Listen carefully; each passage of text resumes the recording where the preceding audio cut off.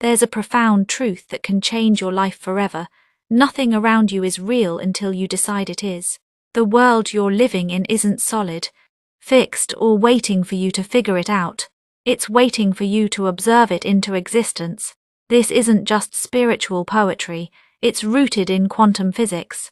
In the famous double-slit experiment, electrons behaved like waves when unobserved, existing in multiple states, but when someone watched, they collapsed into particles, into something measurable and real. The very act of observation changed the outcome. That means you're not a passive character in this universe. You're not just a wanderer on this stage of life. You are the observer, the director, and the collapser of infinite possibilities into one chosen reality. Yet most people live as if the world is already decided. They wake up every day and replay the same thoughts, react to the same triggers, feel the same emotions, and by doing so, they recreate the same reality over and over again. Their attention is glued to what is, and because of that, what is continues. But what if you stopped looking at your life through the lens of limitation, and instead began observing it with faith, curiosity, and intention? What if, instead of focusing on what's lacking, you focused on what's possible? What if, instead of reacting to the past, you responded to the future pulling you forward? That's the invitation of quantum manifestation.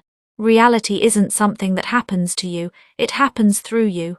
The quantum field is an invisible sea of vibrating energy, a vast realm of potential waiting for your signal. It doesn't respond to your words or your wishes, it responds to your energy, your emotion, and your coherence. The field isn't waiting to hear what you want, it's waiting to feel what you believe.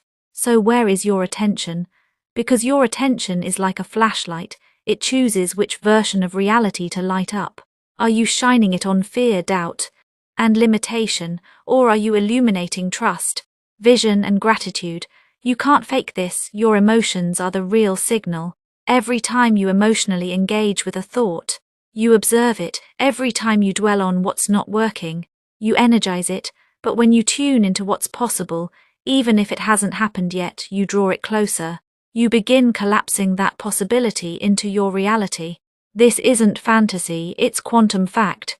Dr. Joe Dispenza says that where you place your attention is where you place your energy, and your energy is what instructs the field.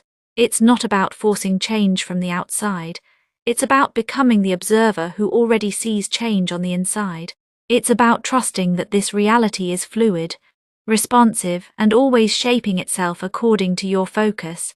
Everything around you is waiting to be observed into being. What will you choose to see next? This is the beginning of a new way of living, not as someone who's hoping life gets better, but as someone who is choosing, moment by moment, how to engage with the field. When you live like this, you stop waiting and start creating. Your consciousness is the invisible sculptor of your life. The world you see isn't causing your inner state, it's reflecting it. Thinkers like Joe Dispenza, Amit Goswami, and Bob Proctor have all said the same thing. Consciousness is primary, matter is secondary, the field is neutral, but your observation gives it form, shape, and direction. And here's the secret, it's not about being strong, it's about being consistent. It's better to be a simple, surrendered soul with a disciplined life than someone gifted but careless with their spirit. God doesn't seek performance, he seeks relationship. Gifts come and go, but intimacy with him lasts. Holiness is not a feeling, it's a daily choice. To guard your eyes, to restrain your impulses, to protect your heart, this is what builds spiritual power. You are not powerless, you are not stuck.